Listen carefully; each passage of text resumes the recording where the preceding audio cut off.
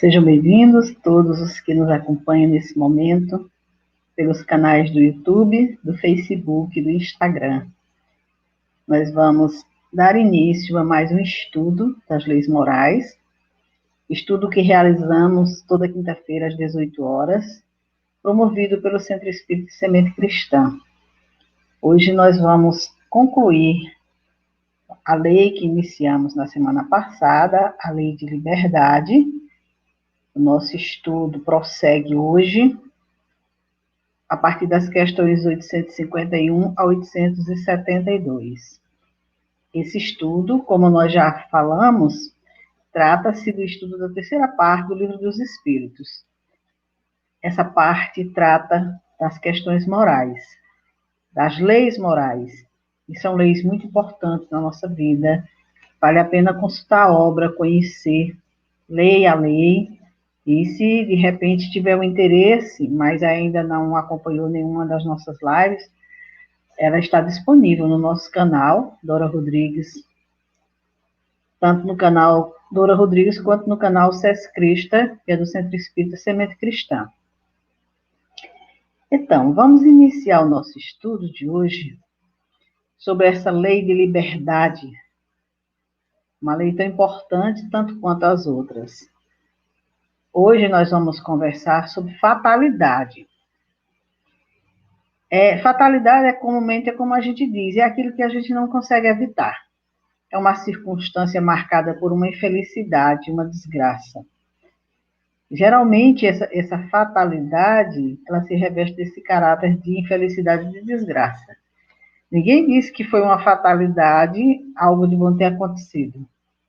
Mas, se de repente acontece um acidente, acontece uma desgraça, como uma palavra que nós designamos situações assim, muito afligentes, de muita dor, de muito desespero, nós chamamos de fatalidade. E vou conversar um pouquinho também sobre o conhecimento do futuro, que é esse conhecimento antecipado das coisas que ainda irão ocorrer. Isso nós vamos verificar no estudo que faremos a partir de agora. Então, começando sobre a fatalidade, a primeira pergunta desse item é a seguinte: haverá fatalidade nos acontecimentos da vida conforme ao sentido que se dá a esse vocábulo?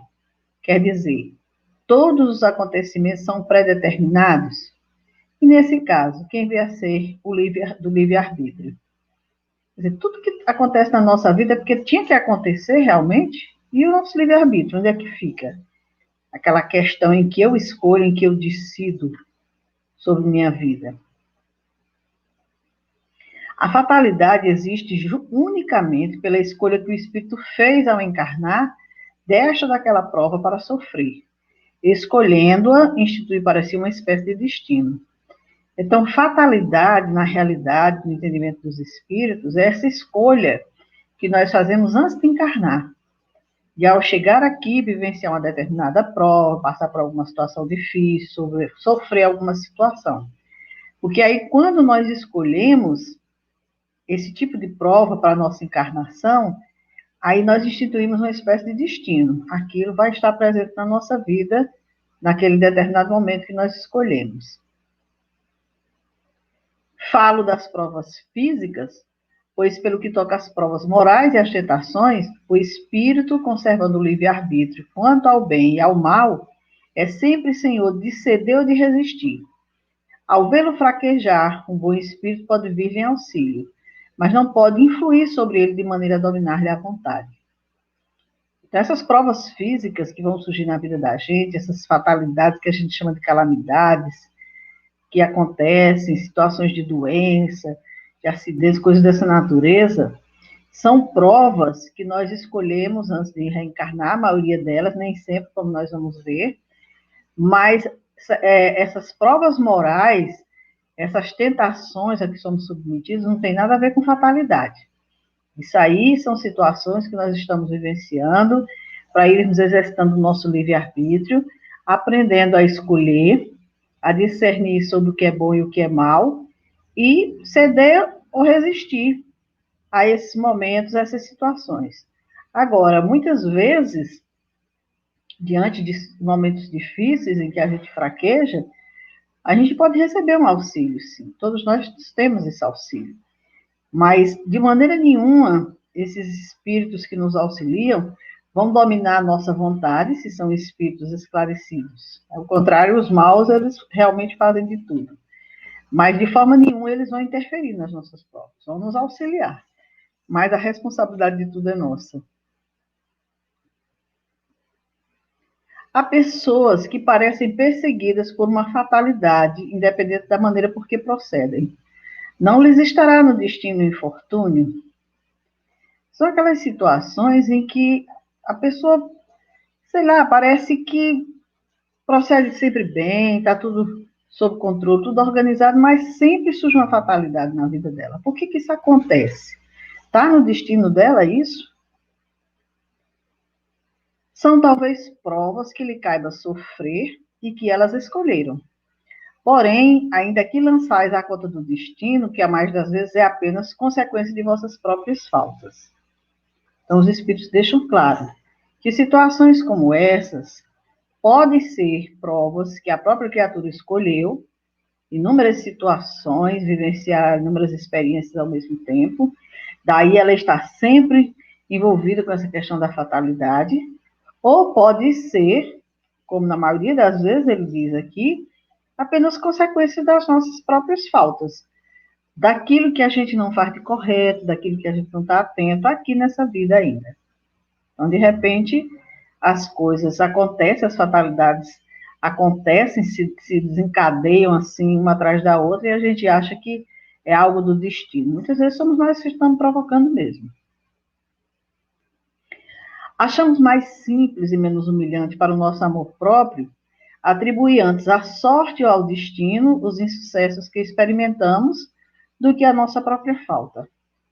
É certo que para isso contribui algumas vezes a influência dos espíritos.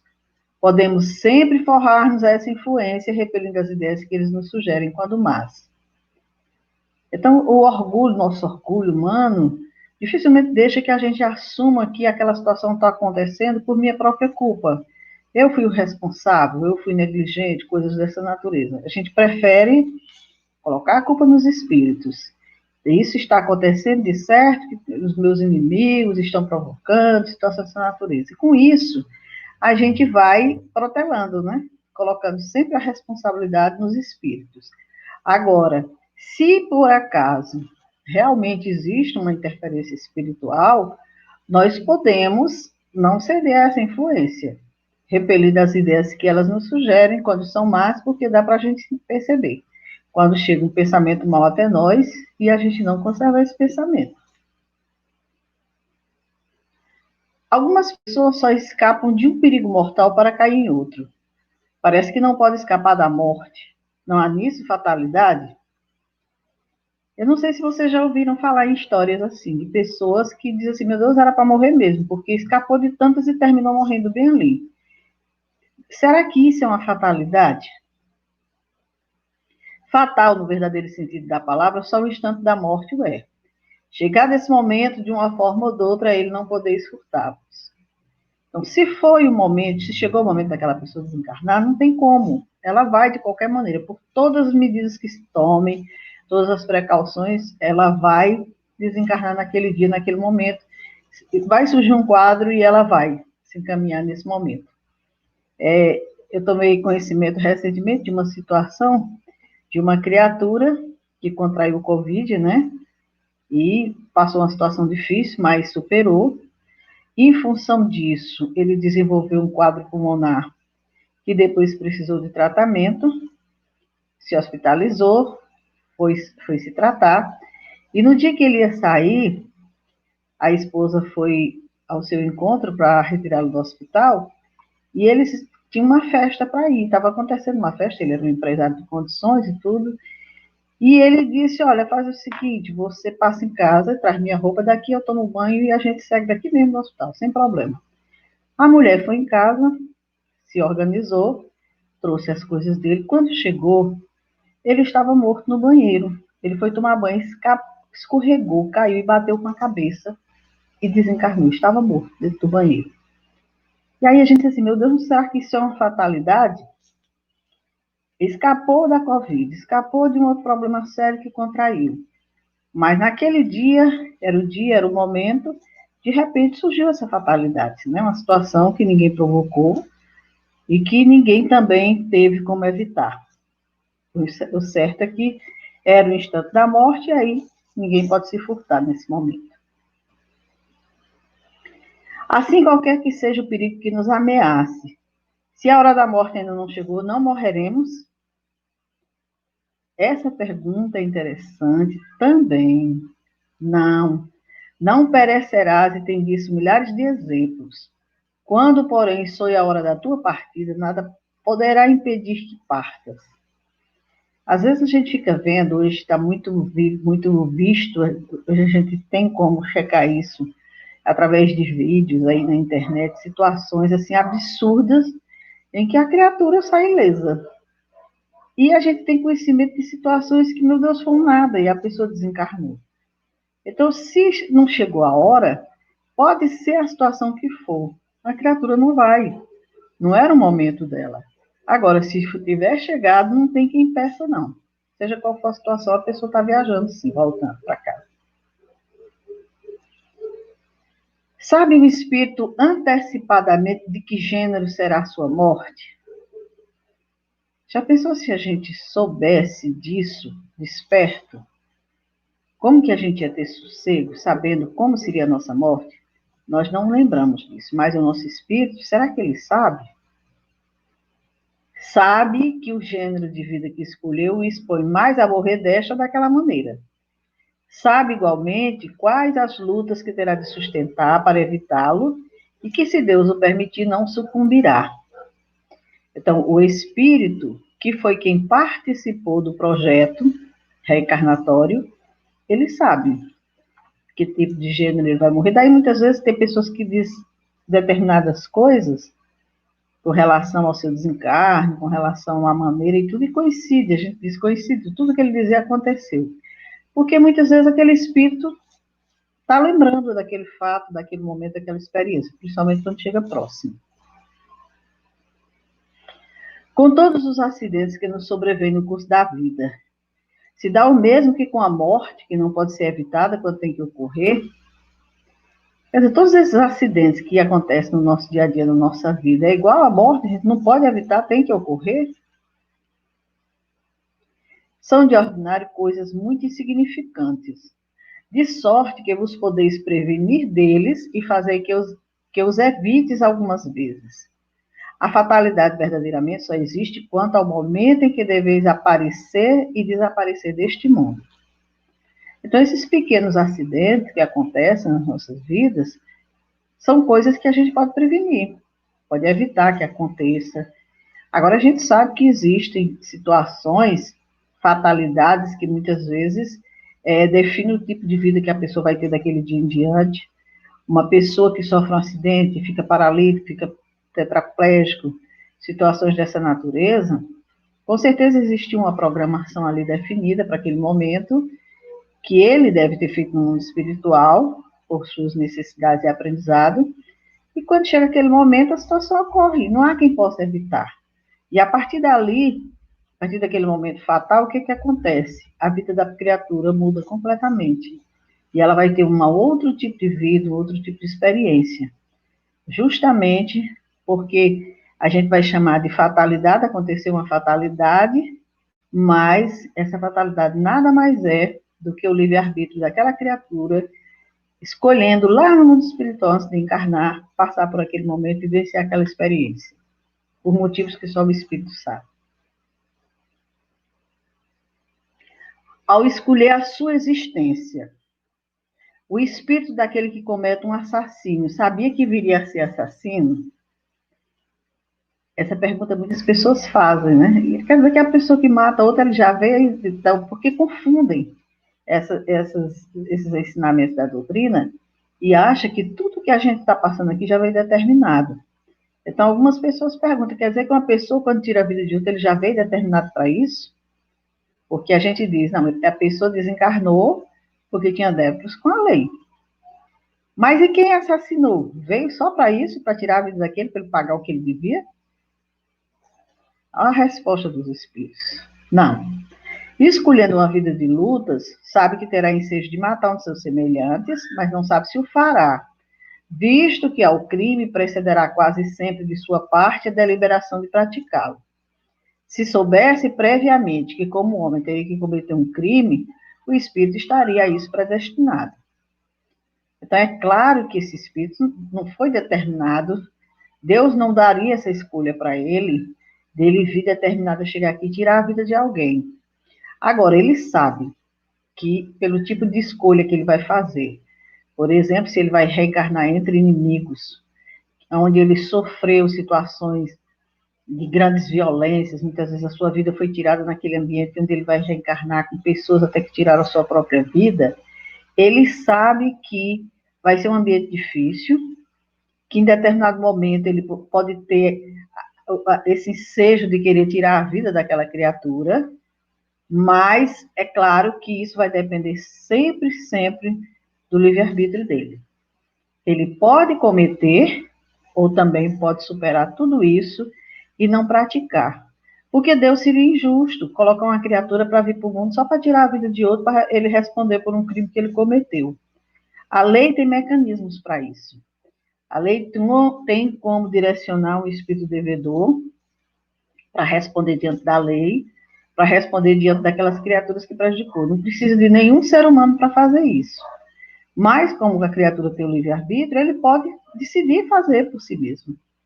E aí vai acontecer, porque a lei não interfere. Esse é um aprendizado que o espírito vai ter que realizar. Daí Jesus dizer que é necessário que o escândalo venha, mas aí de por que ele vier. Essas situações acontecem porque o espírito humano não perdoa, porque tem sede de vingança, e aí vai e acontece. Mas ai daquela criatura que provocou aquilo ali. Ele vai se comprometer com a lei, sim. Pessoas existem que nunca logram bom êxito em coisa alguma, que parecem perseguidas por um mau gênio em todos os seus empreendimentos. Não se pode chamar isso fatalidade? Também nós conhecemos pessoas assim, que lutam, que tentam, mas parece sim que nada dá certo. E muitos deles até dizem que acham que só pode ser perseguição espiritual, ou seja lá de que for. E aí a pergunta é, isso é fatalidade?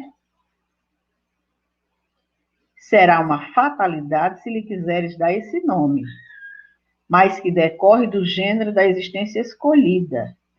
Resulta muitas vezes do caminho falso que tais pessoas tomam. Então veja bem, fatalidade a gente pode dizer porque são situações que não se podem evitar. Mas, na verdade, se essa pessoa vivencia uma experiência dessa natureza, onde ele luta, onde ele se esforça, onde ele faz tudo o que é possível, sempre acontece algo errado, ele sempre está perdendo, por exemplo, pessoas que lutam, conseguem as coisas, vem uma enchente, carrega tudo, leva tudo, ele não fez por onde. Mas, de repente, ele estava envolvido naquele quadro. Então, pode ter sido um gênero de experiência que ele tenha escolhido, ou uma prova, uma situação que ele esteja submetido pelas escolhas erradas do passado. Agora, a maioria das vezes, como os espíritos dizem, são escolhas de caminho falso. A pessoa está escolhendo coisas erradas. Não era aquele tipo de coisa que iria lhe trazer sucesso, mas ele investe, ele vai atrás e termina acontecendo esse tipo de coisa que se chama de fatalidade, né? As coisas não dão certo, a pessoa não usa os mecanismos certos e aí as coisas não andam como deveria. Então, não é uma fatalidade isso aí. Agora, como nós dissemos, uma coisa que não depende da criatura, uma enchente que leva tudo, um desastre em que tudo se acaba ali, está se vendo, a pessoa não fez nada para que isso acontecesse. Aí a gente olhando diz, isso foi uma fatalidade. Só que ao olhar espiritual, essa fatalidade, existe uma necessidade de aprendizado ali. Ou a criatura escolheu passar por aquilo ali, para sofrer as perdas, os danos que tenha cometido a alguém, ou um outro tipo de aprendizado, mas nenhuma injustiça da parte divina. Assim como há pessoas a quem a sorte em tudo é contrária, outras parecem favorecidas por ela, porque tudo lhe sai bem. A que atribuir isso? Quer dizer, tem gente que parece que tem assim mãos de ouro, tudo que toca vira ouro, né? Tudo dá certo, tudo sai bem. A que atribuir? De ordinário, é que essas pessoas sabem conduzir-se melhor nas suas empresas.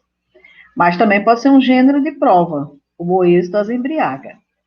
Então, às vezes, as pessoas conseguem sucesso em tudo isso porque são espíritos experientes, são pessoas que sabem se conduzir melhor, já sabem direcionar para um trabalho, para uma situação, com certeza elas se dão bem. Agora, pode ser também um gênero de prova, como ele diz, porque esses processos em que tudo é fácil para nós, tudo é facilidade, muitas vezes são provas difíceis. A gente fica embriagadinho diante dessas facilidades, e muitas vezes são provas para nos testar. E aí nós chegamos ao item conhecimento do futuro. Pode o futuro ser revelado ao homem? Tem muita gente que gostaria demais que isso fosse possível.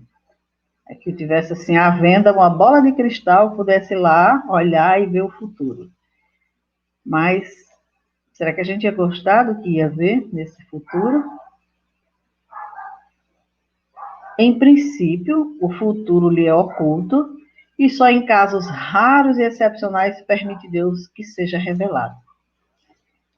Com certeza, se o homem conhecesse o futuro, negligenciaria do presente e não obraria com a liberdade com que o faz, porque eu dominaria a ideia de que, se uma coisa tem que acontecer, inútil será ocupar-se com ela, ou então procuraria obstar a que acontecesse. Aí eu estou desejando que algo de bom aconteça na minha vida, e aí eu tenho acesso ao futuro, e aquilo está escrito que vai acontecer. Ah, então não vou me preocupar, vai acontecer. Com isso, o que acontece? A minha liberdade de trabalhar por aquilo ali, de decidir por aquilo ali, deixa de existir, resfria completamente. Então, esse sentimento, essa situação, iria com certeza trazer negligência para o espírito, e Deus não quer isso.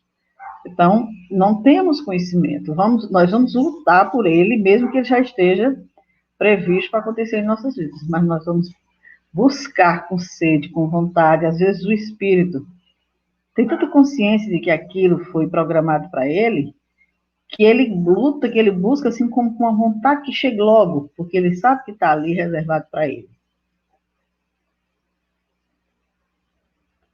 Mas se convém que o espírito permaneça, que o futuro permaneça oculto, por que permite Deus que seja revelado algumas vezes? Para que essa situação se teria que permanecer oculta? Não raro também é uma prova. A perspectiva de um acontecimento pode sugerir pensamentos mais ou menos bons. Se a predição não se cumpre, aí está outra prova consistente na maneira com que suportará a decepção. Então, veja bem, até essa questão de ter revelado o futuro também é uma prova. Porque, muitas vezes, mediante esses pensamentos, essa certeza, o que acontece? Nós vamos desenvolver aí pensamentos, bons ou maus. E isso vai decidir pelo nosso futuro, pelas nossas escolhas. Assim como também, se a gente tem a certeza de que aquilo vai acontecer e não se cumpre, também aí acontece uma outra prova na vida da gente. Porque muitas vezes a criatura se decepciona, e aí o que acontece? Ela não realiza aquela prova de maneira como deveria. Para que saber do passado, do futuro? Se ele ainda vai acontecer ou se não vai acontecer. Então, se isso acontece, deve ter aí uma necessidade. Eu só quero alertar para o seguinte, essas questões, as respostas, elas não estão por inteiro aqui. Nós colhemos algumas partes, alguns tópicos dela, daí a gente dizer para quem nos acompanha e que tem interesse, que busquem na obra o complemento dessas respostas, são questões muito interessantes, alguns exemplos também que a gente não trouxe por conta do tempo. Quanto mais se reflete nas consciências que teria para o homem o conhecimento do futuro, melhor se vê quanto foi sábia a providência em lhe ocultar. A certeza de um acontecimento venturoso o lançaria na inação. A de um acontecimento infeliz o encheria de desânimo. Em ambos os casos, suas forças ficariam paralisadas. Daí o não lhe ser mostrado o futuro, senão como meta que ele cumpre atingir por seus esforços, mas ignorando os trâmites porque terá de passar para alcançá-la. E é uma verdade. Se a gente tivesse certeza de que coisas boas iam acontecer, a gente não iria fazer mais nada, ia ficar só esperando essas coisas boas acontecerem. Da mesma forma, se a gente soubesse que coisas ruins viriam acontecer, a gente ia entrar num desânimo absurdo, aí ia começar a sofrer por antecipação. Então, de qualquer forma, sendo coisas boas ou coisas negativas, se a gente tivesse conhecimento antecipado, as nossas forças ficariam paralisadas. Então, nada de mostrar o futuro, apenas que a gente possa ver esse futuro como uma meta a ser atingida, para que a gente possa conquistar aquilo que nós desejamos alcançar. E concluindo essa lei, nós temos aqui um resumo teórico do móvel das ações humanas, que nós trouxemos também alguns itens para colocar aqui, dar conhecimento, mas esse resumo teórico, ele tem muita informação na obra que também vale a pena ser consultada.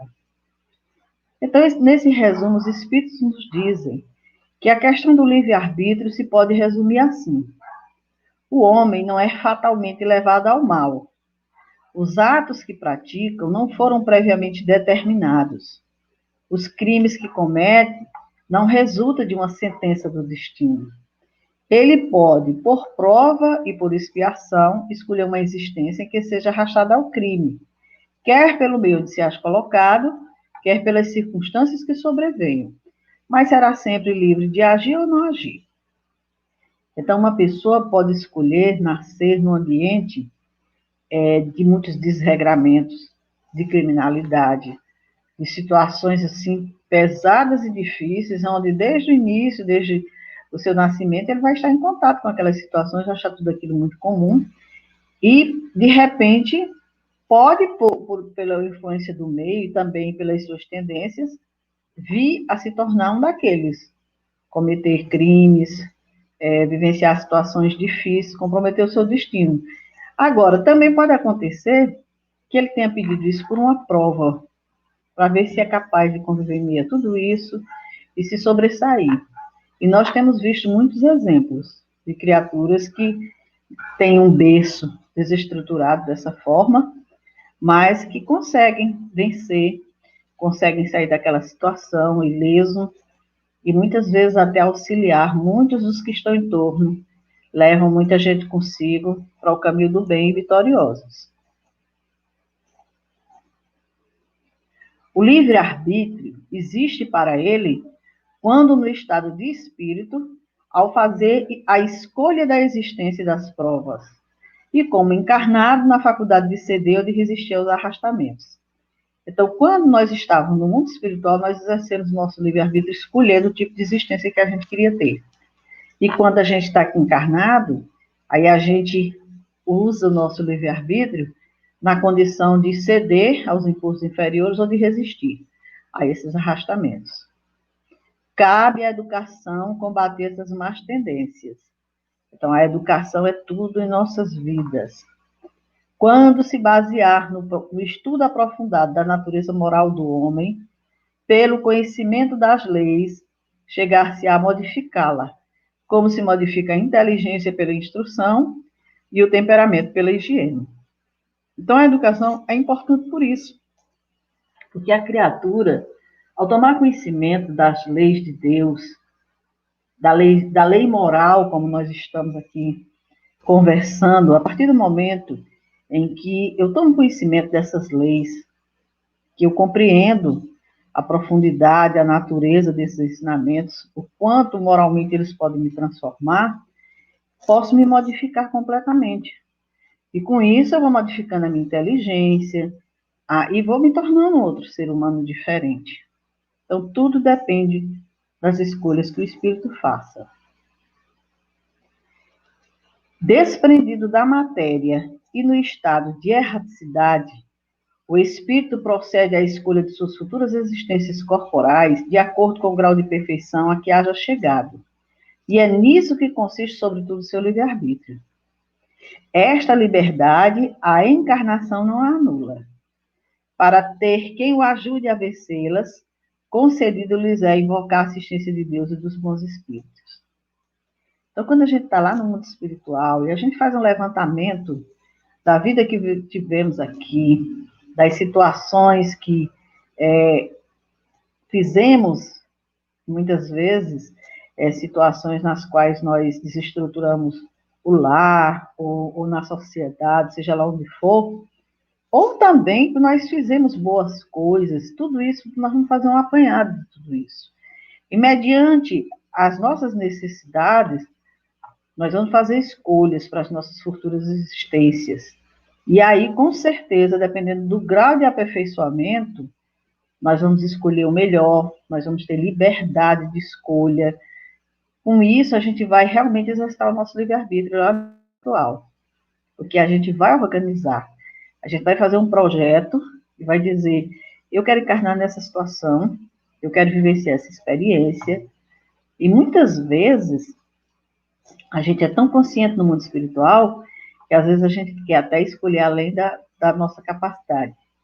E aí nós temos os nossos amigos espirituais que nos aconselham e dizem, não, vamos amenizar. Não é dessa forma. Depois você pega o outro fardo, mas esse aí vai ficar muito pesado. E aí depois a gente chega aqui se queixando das provas que a gente tem. Quando a gente foi até orientado para não ser tanto daquela forma. Então, por isso que diz que ninguém tem uma cruz maior do que a que possa carregar, porque foi a que a gente escolheu. E foi uma escolha do nosso livre-arbítrio. É uma liberdade que nós temos de escolher e que a encarnação não anula. Depois que a gente escolhe lá e chega aqui, não tem como mudar. A não ser que a gente mesmo mude. Porque eu posso escolher vivenciar uma experiência e chegar aqui e dizer, não vou vivenciar essa experiência. Meu livre-arbítrio. Agora, tá difícil? Tem quem ajude. É só invocar a assistência de Deus e dos bons espíritos. Com certeza, eles não se negarão a nos auxiliar. Então, a fatalidade, como vulgarmente é entendida, supõe a decisão prévia e irrevogável de todos os sucessos da vida, qualquer que seja a importância deles. Se tal fosse a ordem das coisas, o homem seria qual máquina sem vontade. De que lhe serviria a inteligência, desde que houvesse de estar invariavelmente dominado em todos os seus atos pela força do destino? Então, isso é o que pressupõe alguns conhecimentos, alguns entendimentos, algumas religiões, que está tudo determinado, que a gente não tem como mudar. Então, se não tem como mudar, para que serve essa nossa inteligência? Para que serve esse nosso livre-arbítrio se a gente não vai poder mudar nada? Se a gente está submetido a essa força do destino. Na doutrina espírita, a fatalidade não é uma palavra vã. Existe na posição que o homem ocupa na Terra e nas funções que aí desempenha em consequência do gênero de vida que seu espírito escolheu como prova, expiação ou missão. Aí, porém, acaba a fatalidade, pois da sua vontade depende ceder ou não a essas tendências. Então, na doutrina espírita, existe sim a fatalidade, mas lá naquele momento que nós escolhemos, ali é o nosso livre-arbítrio que está atuando. Então, nós vimos para cá, e aí a gente vivencia prova, vivencia expiação, vivencia missão, e aos olhos do mundo, é uma fatalidade tudo que está acontecendo. Mas essa fatalidade acaba quando nós tomamos a dianteira, o rumo da nossa vida e decidimos se fazemos ou não, se cedemos ou não a essas tendências, a essas situações. E com certeza, Deus nos permite o uso do livre-arbítrio em qualquer situação. Então, a fatalidade, portanto, nos acontecimentos que se apresentam, por serem estes consequência da escolha que o espírito fez da sua existência de homem. Nunca há fatalidade nos atos da vida moral. Então, na vida física, situações que ocorrem, escolhas que nós fizemos no passado. Aí a gente aqui pode até chamar de fatalidade. Mas essas fatalidades de atos da vida moral, não. Não existe fatalidade, não. São escolhas nossas. Todos os atos da vida moral são escolhas nossas, são decisões nossas. Ninguém veio predestinado a fazer coisa errada. Isso é a escolha do Espírito. Essa é a atitude do Espírito. Não tem nada de fatalidade nisso aí, não. Agora, no que concerne à morte, é que o homem se acha submetido em absoluto à inexorável lei da fatalidade. Por isso que não pode escapar a sentença que lhe marca o termo da existência, nem ao gênero de morte que haja de cortar a esta o fio. Então, não tem como fugir da morte. Todos nós vamos morrer. Isso é fatalidade em nossas vidas. Não há como a gente fugir. O gênero de morte que a gente vai ter, o momento, tudo isso, a gente não vai poder fugir. Agora, fique bem claro o seguinte: nesse tipo de entendimento que nós estamos tendo aqui da lei de liberdade, não se inclui suicídio. Isso aí é o livre-arbítrio do espírito com escolhas que vão levá-lo à dor, a sofrimento, a outras situações. Não é que ele esteja determinado, predestinado a vir e cometer um suicídio, não. Ele estava predestinado a vir vivenciar uma experiência aonde ele teria que buscar pelo seu livre-arbítrio vencer. E, infelizmente, a escolha foi, não vamos dizer de derrota, porque nós não temos condições de avaliar essas situações. Mas, com certeza, não veio determinado para isso, a escolha do Espírito. Então, dentro dessa lei, que nós acabamos de passar aqui para vocês, que não é um estudo, é uma leitura dessas questões, nós vemos que nenhum ser humano aqui está submetido a uma força que realiza por ele o que ele tem que fazer. Todos nós aqui nos encontramos com inúmeras possibilidades de aprendizado, de realização. Deus nos permite, nós somos livres para fazer. Agora, nós temos muita responsabilidade diante de tudo aquilo que a gente faz. Então, que a gente possa, se tiver interesse, dar uma leiturazinha no Livro dos Espíritos, na terceira parte das leis morais, hoje, com essa lei de liberdade que nós fizemos. Se Deus quiser, na próxima quinta-feira, nós vamos estudar a lei de justiça, de amor e de caridade, uma das últimas leis das leis morais. Nós convidamos a você que esteja conosco na próxima quinta-feira, participando de mais esse estudo, e agradecendo aqui a companhia da nossa amiga Eliane e da Jacira, e de todos aqueles que estão conosco, que estarão conosco, porque esse vídeo vai ficar no YouTube, no Facebook, no Instagram, e muitas outras pessoas em outros horários vão acessando. Muitos desse momento não têm condições de participar, estão envolvidos em outras tarefas, mas com certeza a mensagem vai ficando e quem tiver tempo vai acessando. Então, muito obrigado pela companhia de vocês, uma boa noite e até a próxima quinta-feira, quando estaremos dando continuidade ao estudo das leis morais. Muita paz e até quinta-feira.